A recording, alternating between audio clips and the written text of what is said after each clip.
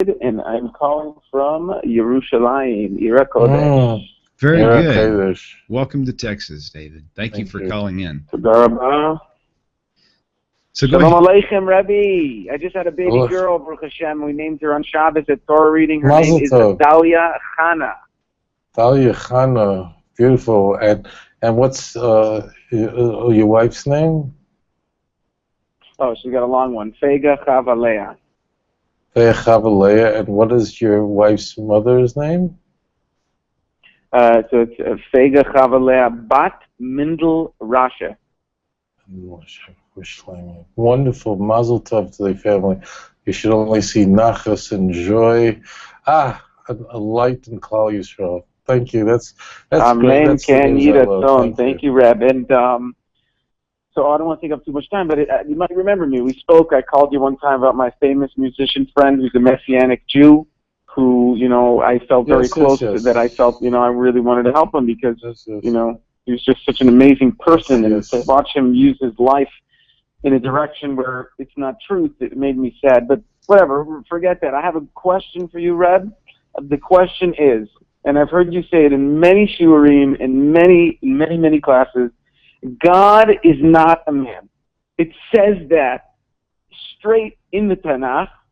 So why, if it's so straight there, it's so clear, why isn't it that simple and clear to Messianics and Christians that Jesus can't be God? If we go according to Tanakh, why isn't it clear? So I love you so much. You have no idea how much I love you, and I give you a bracha, the merit of Abraham, Yitzchak, Yaakov, Moshe, Aaron, King David, King Solomon, Rabbi Nachman, Baal Shem Tov, and all of the holy tzaddikim, that he should continue to give you the strength, the wisdom, the humility, the parnasa, to continue to do your beautiful and holy work. I love you, and I can't wait for you to come to Eretz Yisrael. I'll be there soon. I have a couple of tours I'll be leading in Israel right after the summer, Be'ez Hashem. David, thank you for your call. Right, and thank you, really sweetheart. appreciate and you. send your family my best regards. I love you. Okay, take care. All right. The question is so sweet. Yeah, the question is, so, the Torah says so clearly that that God is in the man. So, that ends the debate. That should end the debate. So why do Christians persist in worshiping Jesus as a God? The funny thing is that both of these questions really should be asked of a Christian, not of me. But as it turns out, this is something that eluded me a little bit. I refer to it often because I didn't really get, having never been a Christian, but feeling that Hashem put me on this world to bring Jews out of the church. In my younger years, I really didn't like non-Jews.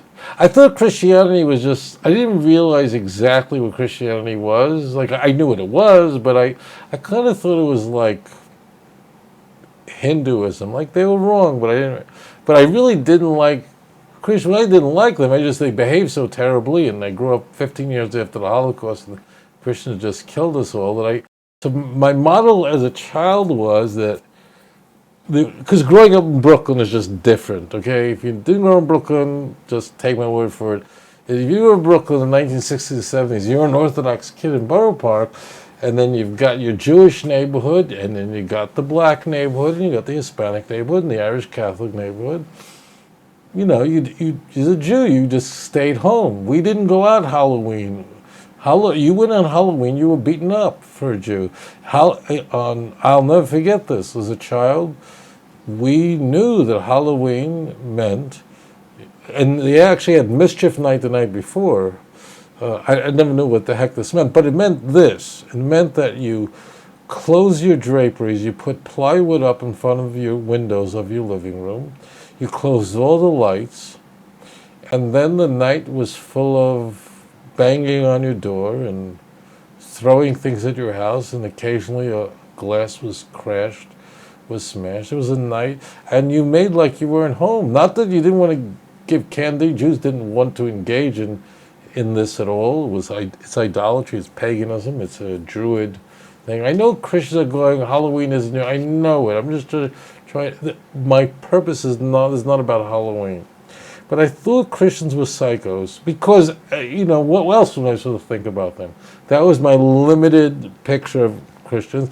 But I kind of thought that maybe Christianity is, I don't know what maybe Christians think about Islam. I don't know. But it was like they were off. Everything turned upside down. And that is, as an adult, I really met these wonderful, wonderful Christians. I mean, really good people. But I realized Christianity was a much more horrifying religion than I thought it was as a youth. It wasn't they were wrong. This was actually a criminal enterprise. I know it's very strong if you're a Christian. I know you don't like it, but I know you would be even more offended if I wasn't truthful with you. I didn't realize that the New Testament was a theological crime scene. I didn't realize the full scope of what has happened here.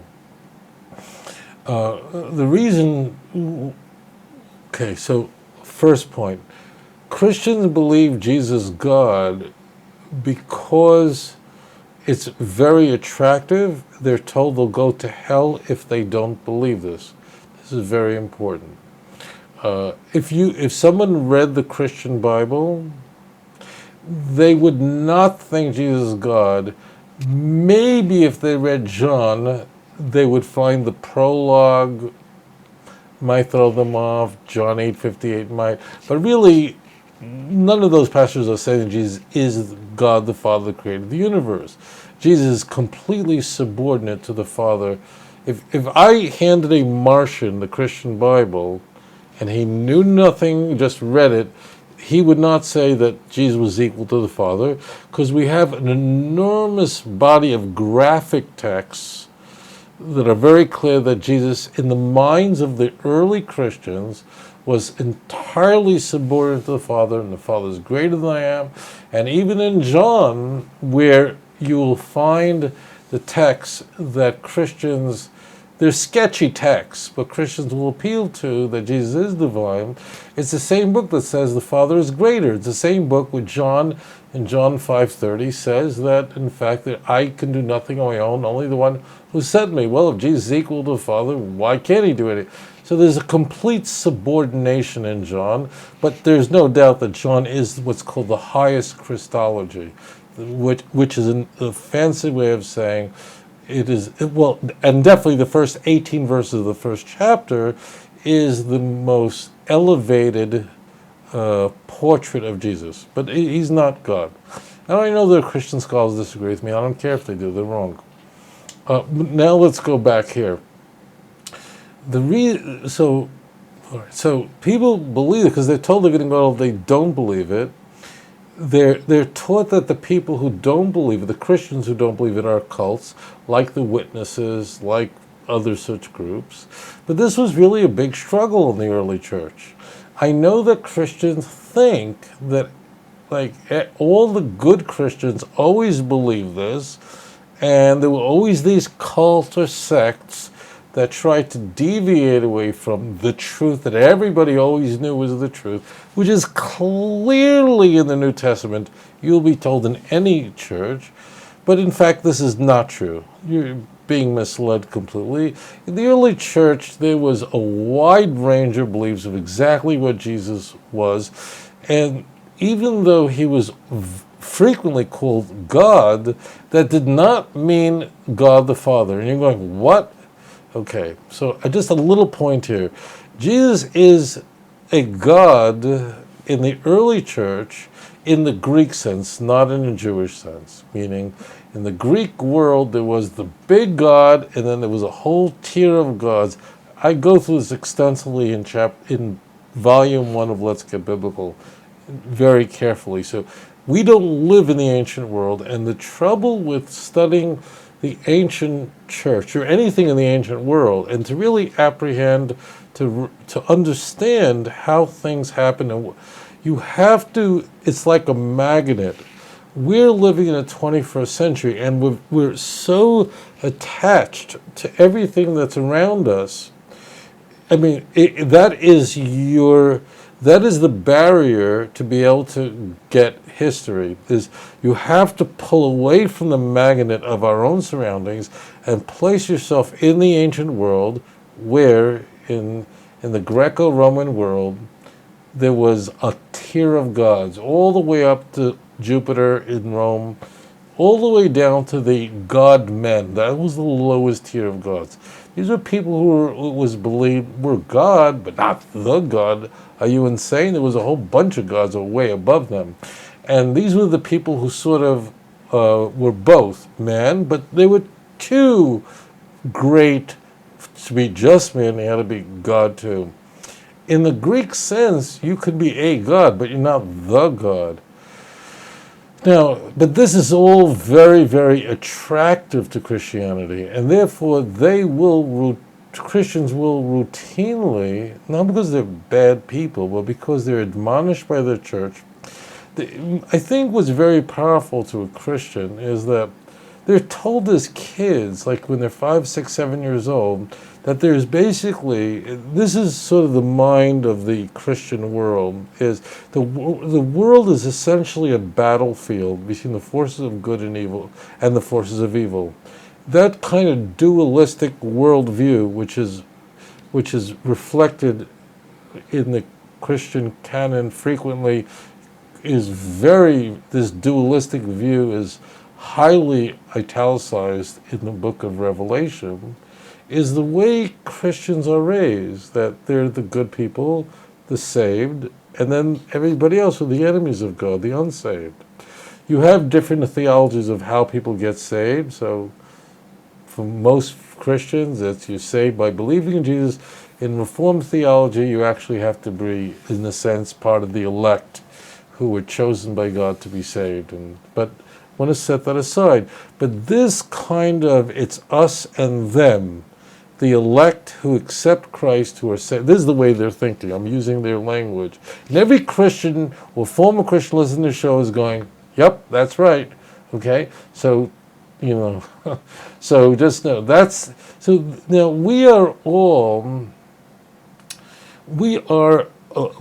the human being is a creature of tension, and that is we are wired for battle. That's just the way we are. It means only, like lions do kill gazelles to eat them when they're hungry, and tigers will kill deer, or bears will kill deer because they want to eat a really great meal. But I've never heard of a bear or a lion that said, I want to wipe out every gazelle off the face of the earth. No, they don't. They're hungry. They don't hate the gazelle. No, that only humans are capable of such depravity, because as humans can be good, which animals can be, animals are good, means dogs are wonderful, but they actually are not choosing good. They're wired, they're hardwired. So one could say a dog in some ways reflects the best part of humanity, the loyalty and so on, but they don't have free will. They don't choose it. They're hardwired that way. We are created for attention. If you study sociology, they study civilizations anyway. People just love to fight. And then why do people I hate boxing and wrestling. I really think it's sinful. And I have a number of students who are professional boxers, and they asked me after they had repented, they left the church, they asked me, is it okay for me to continue my professional career as a boxer? And I said, no, of course not. God does not want you punching someone in the head. I mean, I'm not denying that boxing requires enormous athletic skills. I've never followed it. I don't care to follow it. But, you're exposed to it maybe from the movie Rocky. I get the fact that, to be a great boxer requires enormous athletic skill, but to be a gladiator, you have to be a great athlete. Doesn't mean killing someone in the Roman Colosseum was a mitzvah. So I believe boxing is sin. I believe it's absolutely sin, and the Bible will support it, and I don't think any person who fears God should be watching or engaging in that. And if you are, you need to really repent of that. I mean, you got to get... But the reason it's attractive, we love the battle. I want to get back to our subject. So, this is what Jews who grew up like me, never having been a Christian... Christians grow up in that battlefield mentality that we are warriors for Christ. You've heard that all the time, right? We are warriors for Christ.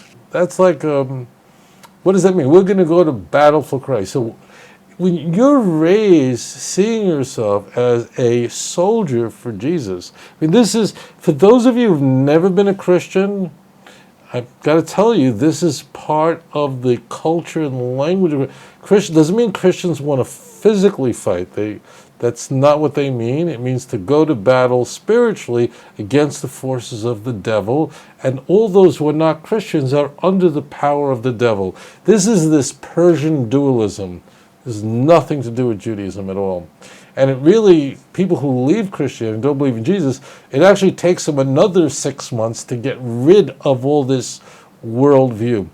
Now, this is very powerful. So you're taught, we're against all those who don't believe in the Trinity. So most Christians just carry that through, and then they're fighting for the Trinity. And they actually, most Christians you'll find, in their life as an evangelical Christian, fight against non-Trinitarians over the doctrine of the Trinity more than anything else. And why are they fighting over the doctrine of the Trinity for?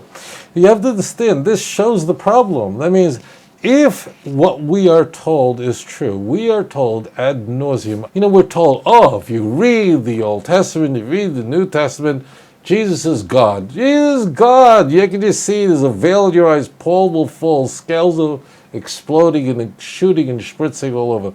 Nonsense. Christians are always fighting and always fought about the nature of Jesus.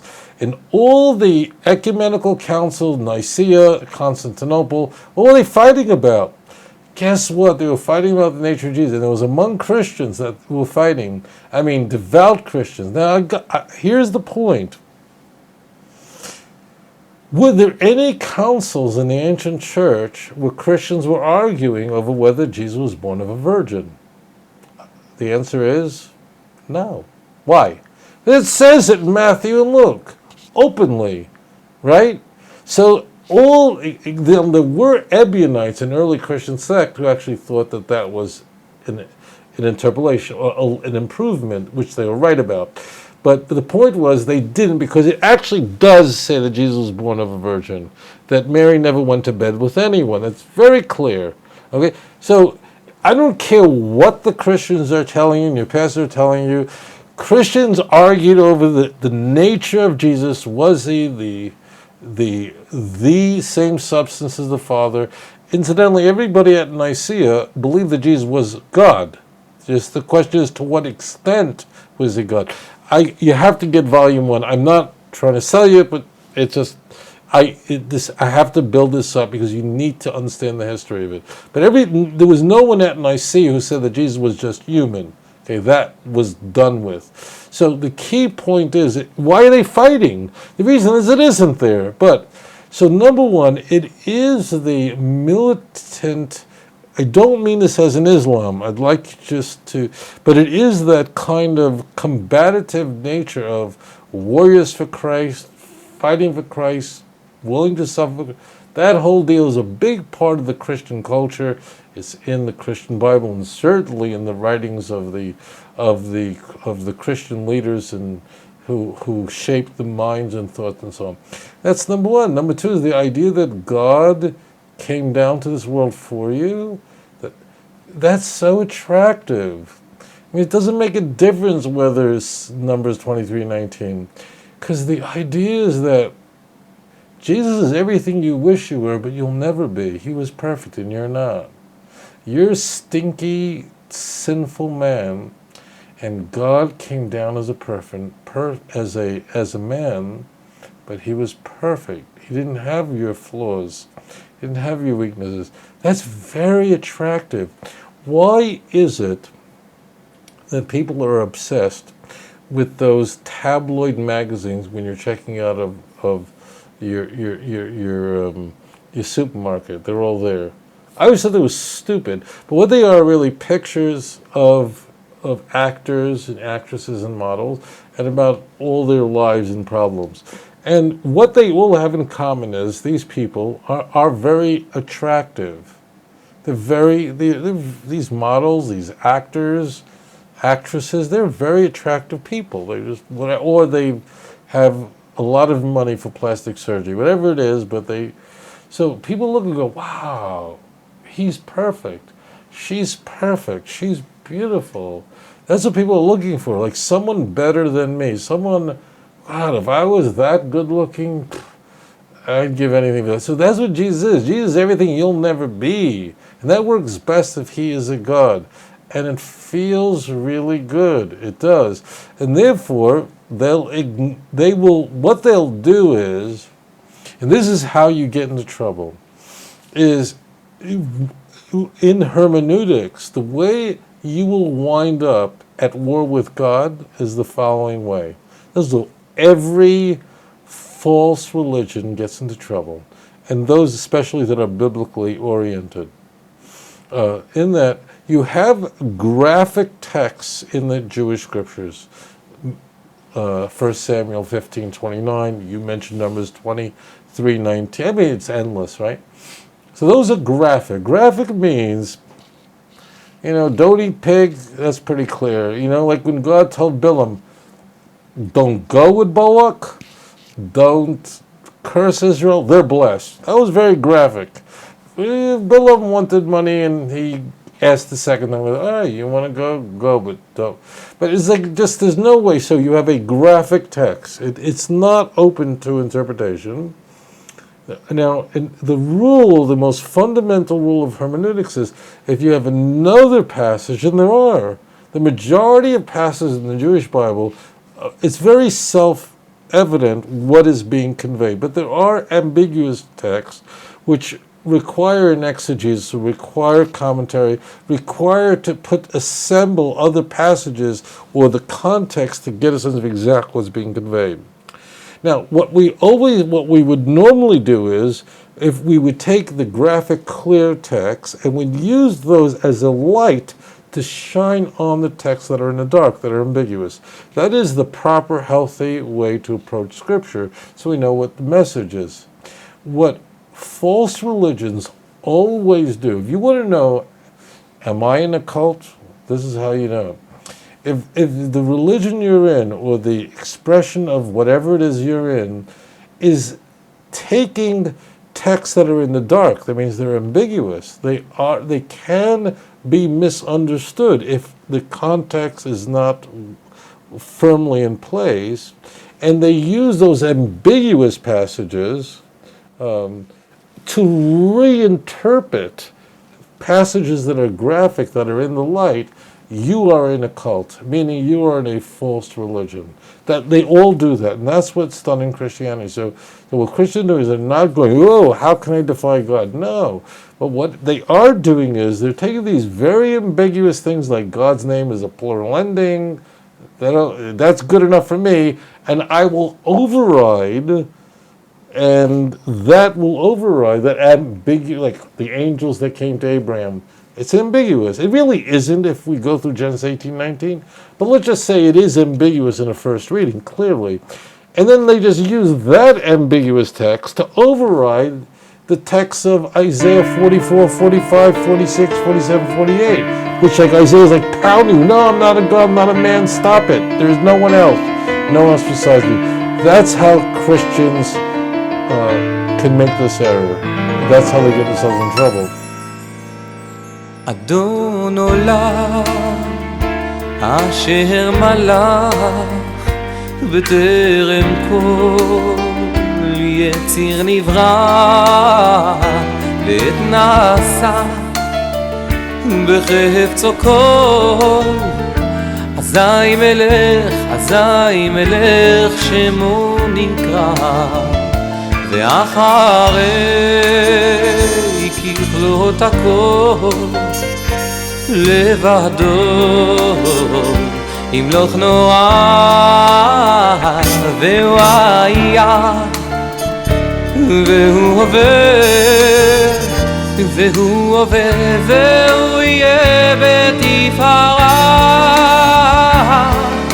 אדון עולם אשר מלך בטרם כל יציא נברא לעת נשא בחפץ הכל אזי מלך שמו נקרא ואחרי ככלות הכל לבדו ימלוך נורא והוא היה והוא עובר והוא יהיה בתפארה אדון עולם אשר מלך בטרם כל יציא נברא לעת נשא בחפץ הכל אזי מלך שמו נקרא ואחרי ככלות הכל לבדו ימלוך נורא והוא היה והוא עובר בתפארה והוא עובר והוא יהיה בתפארה אדון עולם אשר מלך בטרם כל יציר נברא לעת עשה בחפץ הכל אזי מלך שמו נקרא ואחרי ככלות הכל לבדו ימלוך נורא והוא היה והוא עובר והוא עובר והוא יהיה בתפארה אדון עולם אשר מלך בטרם כל יציר נברא לעת נשא בחפץ הכל אזי מלך שמו נקרא ואחרי ככלות הכל לבדו ימלוך נורא והוא היה והוא עובר והוא יהיה בתפארה אדון עולם אשר מלך בטרם כל יציר נברא לעת נשא בחפץ הכל אזי מלך שמו נקרא ואחרי ככלות הכל לבדו ימלוך נורא והוא היה והוא עובר בתפארה והוא עובר והוא יהיה בתפארה אדון עולם יציר נברא לעת נשא בחפצו כל אזי מלך שמו נקרא